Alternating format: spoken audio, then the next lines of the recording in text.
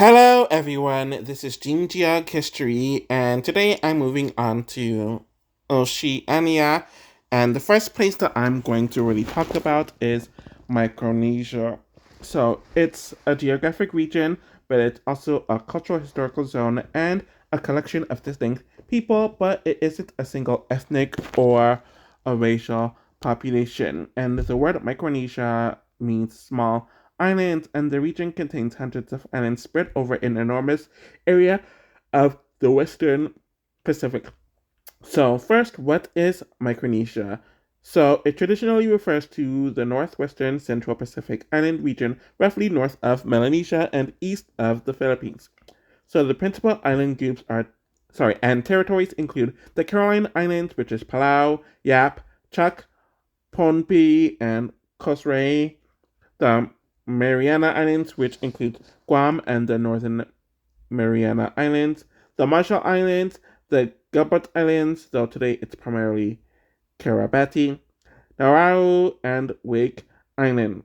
So there are several different ways to define Micronesia, as cultural Micronesia and geographic Micronesia aren't perfectly identical. So obviously, Micronesia is not one people, and it consists of many people like the Palauans, the Chamorros, the Carolinians, the Yapeses, the Chuukese, the Pohnpeians, the Cosranians, the Marshalese, the Gilbertese slash Kirbatis, the Nauruans, the Banabans, the Kapingamarangis, the Nukoroins, the Mokiles, and the Mortlokis. And I apologize for mispronouncing them, though I'm pretty sure.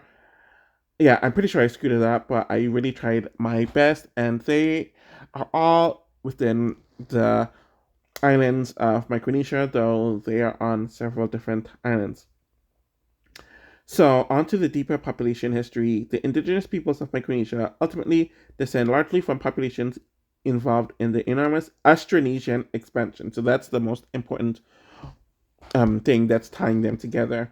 And it's one of the greatest demographic events in human history. So, very roughly, so they went from mainland Southeast Asia or island Southeast Asia to the Philippines to eastern Indonesia to the western Pacific to Micronesia. Then they continued on and on after Micronesia. The expansion began several thousand years ago and involved populations carrying Austronesian languages, technologies, agricultural practices, maritime knowledge, and social institutions. So, Micronesia is at an important crossroads geographically, and it's positioned between several major cultural worlds. So, we have East/Southeast Asia, then the Philippines/Indonesia, then Micronesia, then after that is Melanesia, then Polynesia. So, consequently, Micronesian populations have histories involving varying degrees of interaction with island Southeast Asians, Melanesians, and near Oceanians, Polynesians, later Europeans, Filipinos, East Asians, and other Pacific peoples, but the proportions differ dramatically based on the island. And then we have the Austronesian linguistic connection, and it's one of the strongest unifying features of Micronesia is the language. Most indigenous Micronesian languages belong to the Austronesian language family. A simplified family tree somewhat looks like this.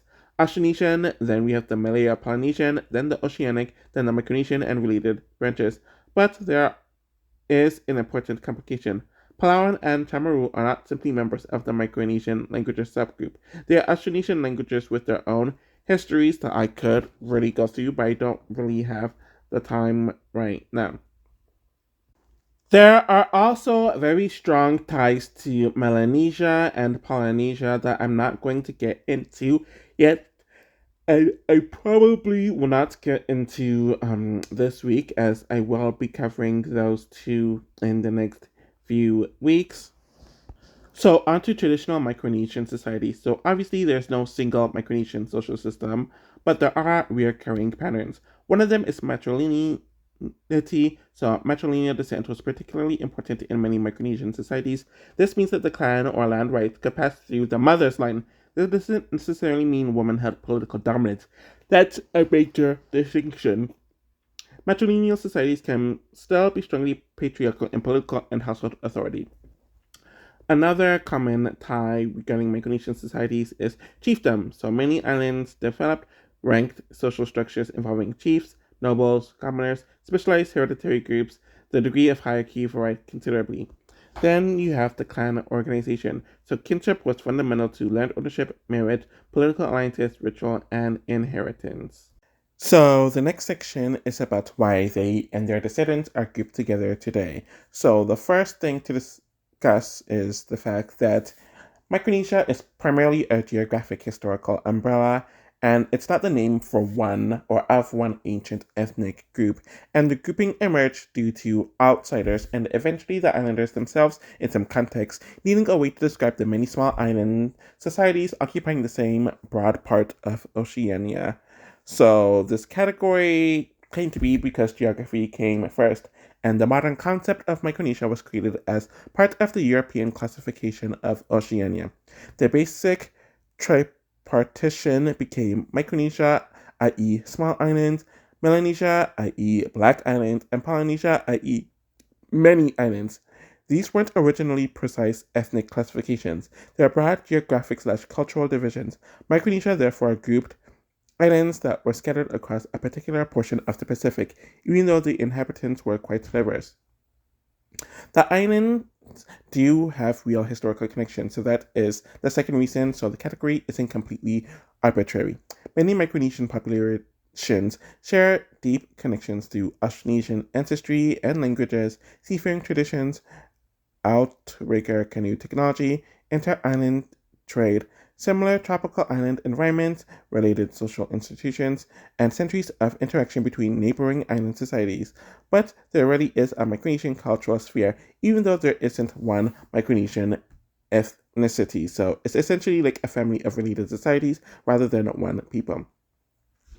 Another reason is that the islands were interconnected, and you see hundreds of isolated islands, though traditional Micronesians didn't necessarily experience them that way. There are extensive networks connecting islands through marriage, trade, migration, political alliances, religious exchange, and navigation. So there was a regional world that existed before Europeans arrived that was acknowledged throughout the islands that are in Micronesia. So another reason is that European colonialism reinforced the category, though I kind of touched upon this a few minutes ago. This is probably the biggest reason the term became so entrenched. European powers increasingly administered large portions of the region as a single geopolitical space. So, for example, Germany acquired extensive territories in the Western Pacific. Japan later administered much of Micronesia under its South Seas Mandate. Then, after World War II, the United States administered much of the former Japanese territory as the Trust Territory of the Pacific Islands. That means people who had previously belonged to separate island societies increasingly found themselves categorized together administratively throughout these colonial groups that came in. So the sequence was roughly separate island societies, European geographic classification, colonial administration, shared international institutions, then modern regional identity. So I kind of briefly mentioned already that the modern political category reinforced it even further post World War II, and eventually the territory produced several separate political entities, including Federated States of Micronesia, the Marshall Islands, Palau, Northern Mariana Islands, and Guam. They don't constitute one country today, but their shared political history helped reinforce the idea that they belong to a recognizable regional group. So, Micronesia became more than just a geographic category, but in some contexts, a political identity. So, due to this, Micronesian can be operated, or it can operate at several levels. So, someone can simultaneously be Oceanian, Micronesian, Marshallese, inhabitant/citizen of the Marshall Islands, while another person might be Oceanian, Micronesian, Palauan, and an inhabitant/citizen of Palau. These aren't contradictory identities, though all these identities are a hierarchy. So the descendants are grouped together because ethnicity isn't determined simply by where someone currently lives. So this becomes especially relevant once you get into the diaspora. So once, let's just say, a Marshallese person lives in Arkansas, Hawaii, California, or elsewhere, a descendant sees their Marshallese ancestry. So modern demographic classifications often preserve ancestry and historical identity across geographic distance, and that's why something like the Micronesian diaspora exists. But there is an important distinction between regional identity and ethnic identity.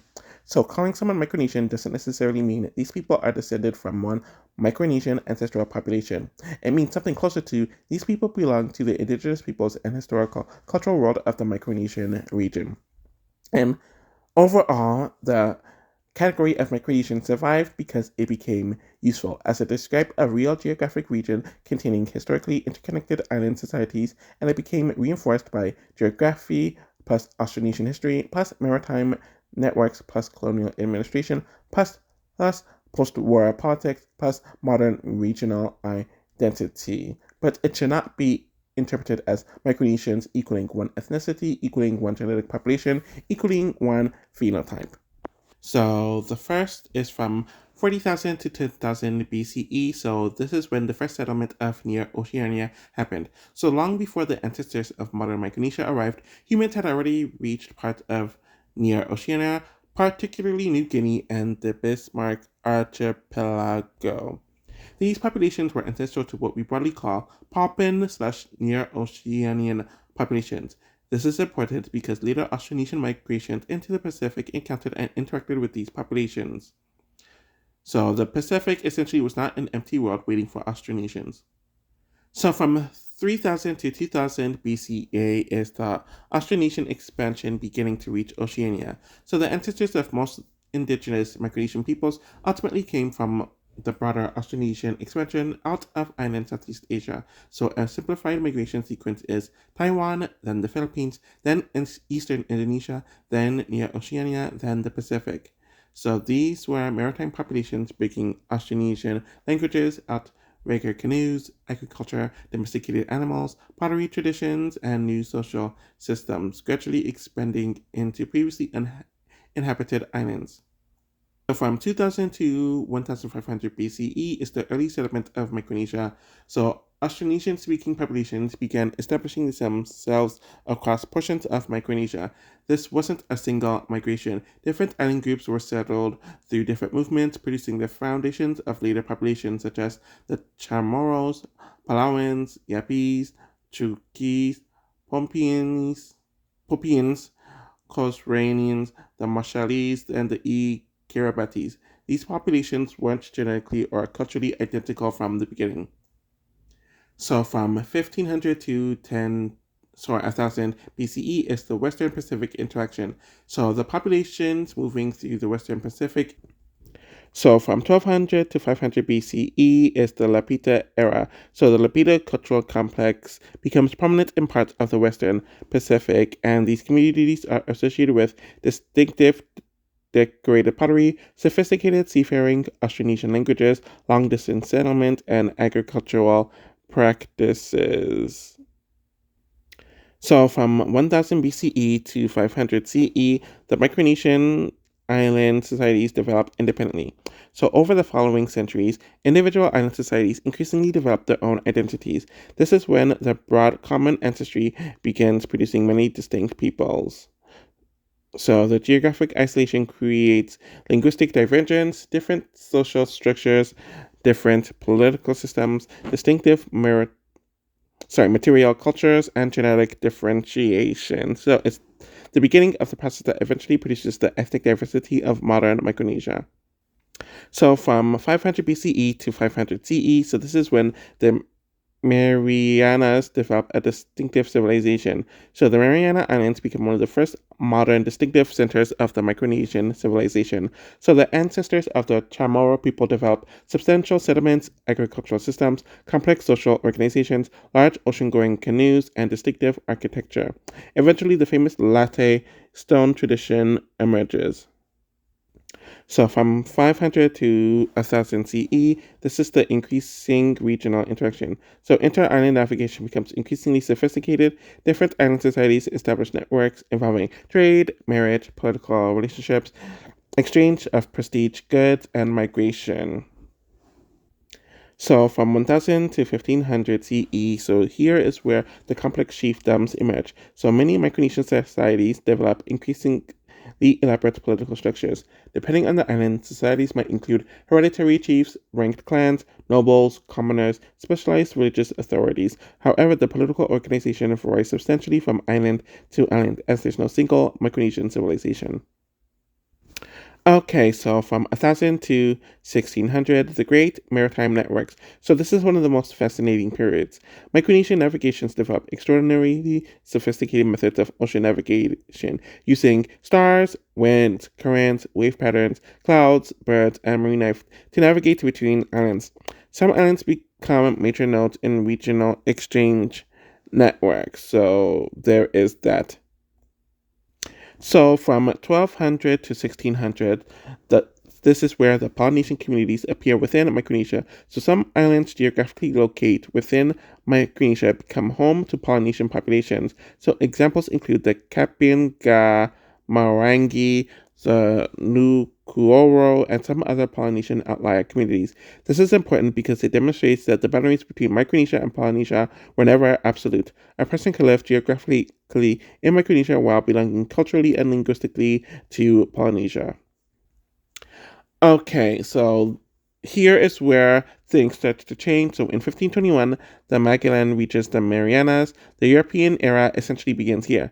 During Ferdinand Magellan's circumnavigation, the expedition reaches the Marianas in 1521.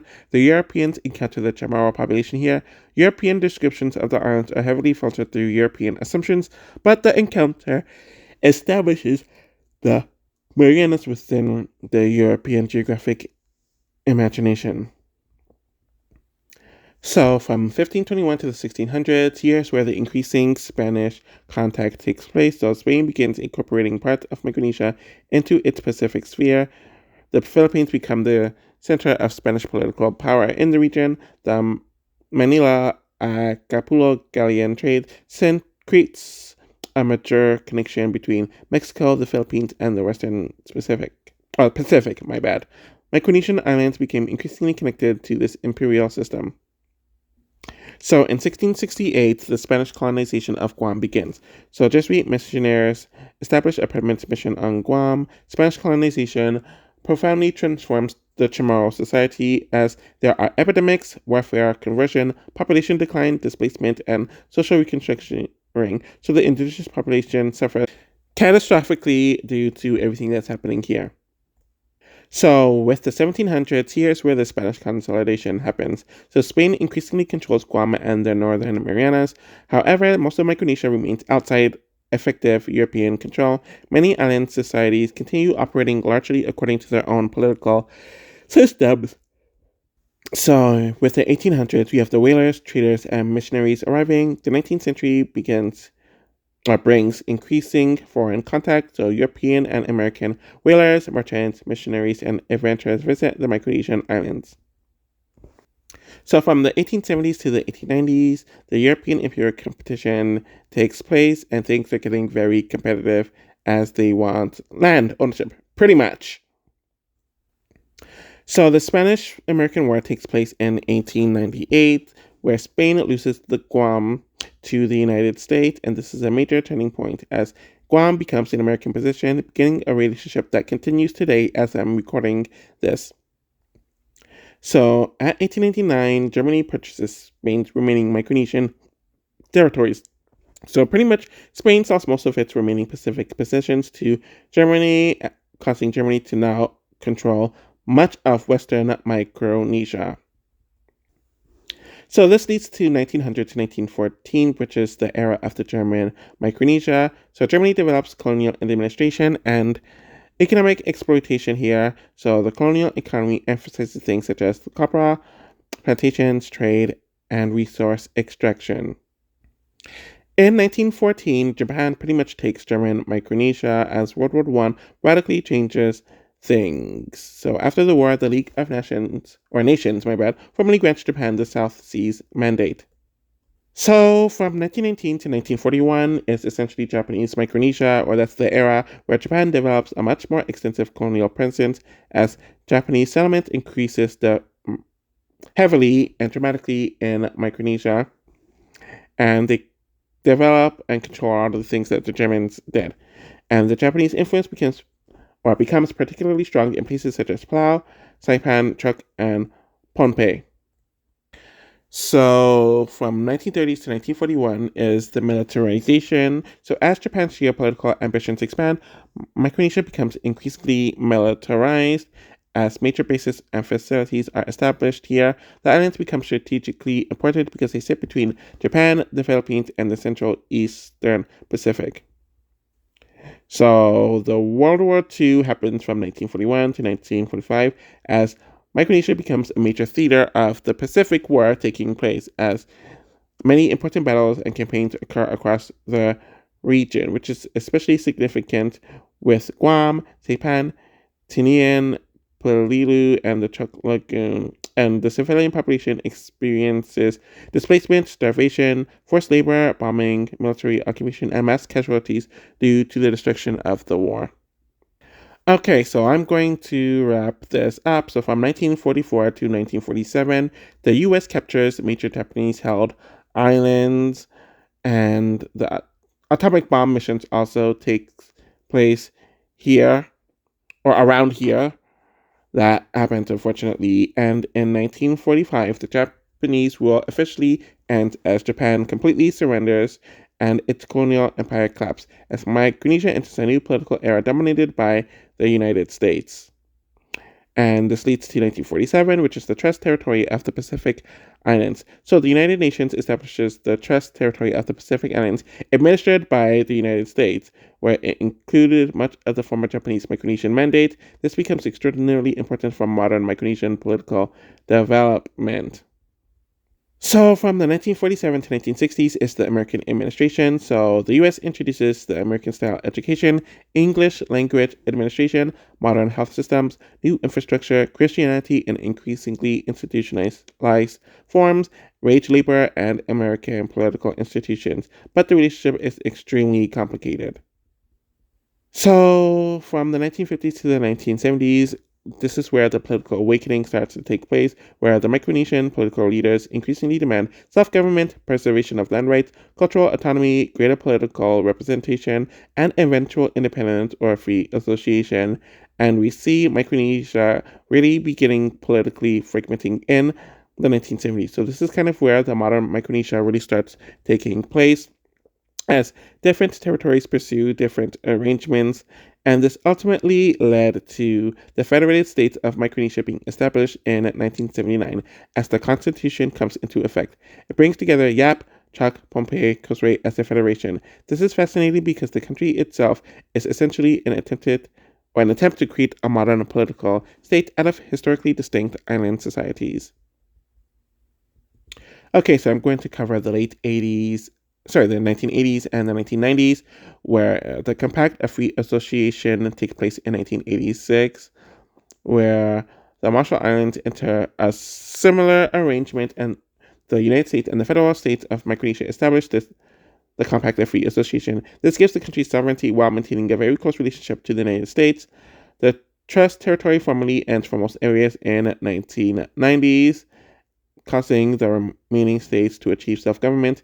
And then in 1994, Palau becomes independent, and they are the final former Trust Territory jurisdiction to achieve independence, and it enters into a compact of free association with the United States. So at this point, the political map of Micronesia looks much more like how it looks today. So with the 21st century, Micronesia is now independent, but it's still very interconnected. So today, the region consists of several sovereign states and U.S. associated territories. The major independent Micronesian states include the Federated States of Micronesia, the Marshall Islands, Palau, Nauru, and Kiribati, while Guam and the Northern Mariana Islands remain politically connected to the United States. Okay, so the next section is about the average phenotype of the Micronesia, and obviously there is no single phenotypical look of Micronesians, but there are broad physical elements that one might expect across indigenous Micronesian populations, though it's a general range and it's not a single Micronesian phenotype, as there is variation between the Palauans, Chamorros, the Yapese, the Chuukese, the Marshallese, the Pohnpians, and etc. So if you're talking about a broad Micronesian phenotype, when it comes to the skin color, it's generally light brown to medium to dark brown with considerable variation between and within populations, and some individuals can be quite light while others are substantially darker. When it comes to the hair, it's overwhelmingly dark brown to black, commonly straight to wavy with some populations/individuals showing curlier textures. Their eyes are overwhelmingly dark brown. When it comes to the face, it's highly variable, but commonly a broad to moderate facial structure, relatively prominent cheekbones, and a nose ranging from relatively narrow, stressed greater to broader and flatter. Their lips are generally medium to moderately full. Their build is highly variable. Many populations historically had been relatively compact, robust builds, although stature and body proportions differ considerably among island groups. And facial pigmentation and feature combination, it often gives an overall appearance that can fall somewhere between the broad island Southeast Asian Oceanian spectrum, rather than looking distinctly East Asian, Melanesian, or Polynesian. So when it comes to the variation, Palauans, for example, can show somewhat more Western Micronesian/island Southeast Asian associated appearance, which isn't surprising given Palau's geographic position, which is near the Philippines. The Chamorro people similarly have a population history strongly connected to the island Southeast Asia and can display a relatively wide range of lighter to medium brown pigmentation and facial morphology. Yapese and some other Caroline Island populations can show somewhat darker pigmentation and more pronounced Oceanian characteristics. The Chuukese and Pohnpians can likewise have medium to dark brown skin and a range of facial structures that overlap substantially with other Oceanian populations. And the Marshallese can sometimes have a somewhat more Polynesian adjacent appearance, although they're genetically and culturally distinct from the Polynesians. So the final section is about their relationship to race, and the first thing that I have to address is that race and ethnicity are not the same thing. So Micronesian is a regional/ethno-cultural identity, whereas race is a broader social classification imposed or constructed around the perceived ancestry/appearance. So that's the main thing that I did have to kind of just address. So, moving on, historically Europeans struggled to classify them. So when European anthropologists began trying to categorize specific populations, they often assumed humanity could be divided into a small number of biological races. They consequently tried to fit Micronesians into categories such as Mongoloid, Melanesian, Polynesian, Oceanic, and occasionally mixture/intermediate categories.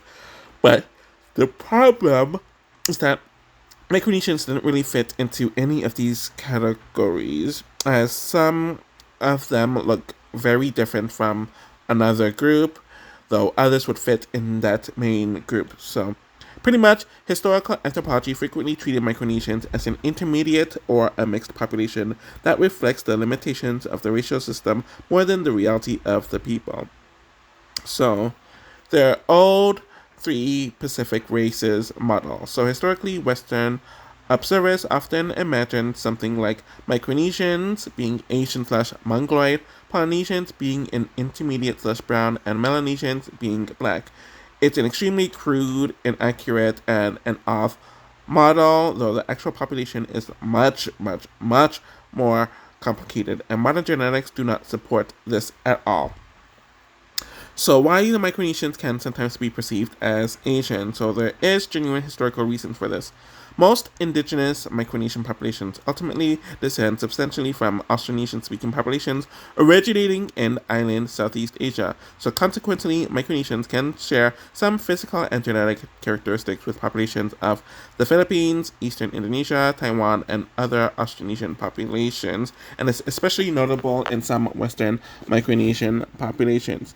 But that doesn't make them simply Asian, as they have undergone thousands of years of independent evolution in Oceania, along with varying amounts of near-Oceanian ancestry and regional admixture.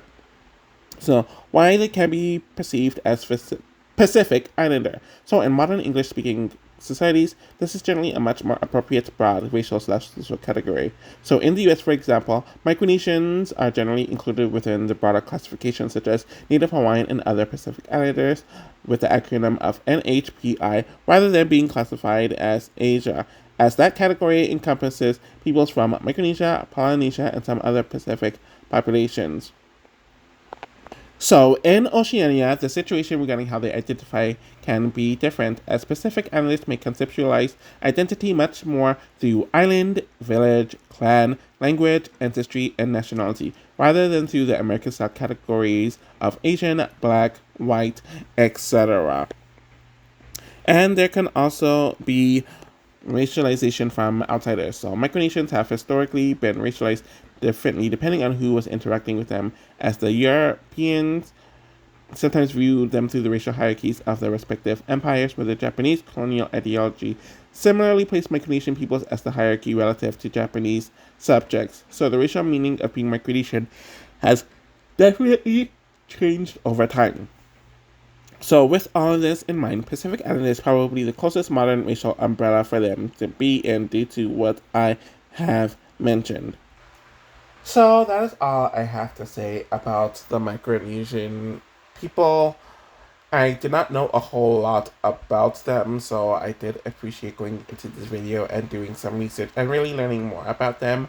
I am going to continue with Polynesia and the Melanesians, and I am going to do the Siberians, so I kind of forgot that group when I said last week that I did all the Asian regions. That isn't true, and then I will do something in the future. Thank you all for watching. I'll be back with more content soon. Bye!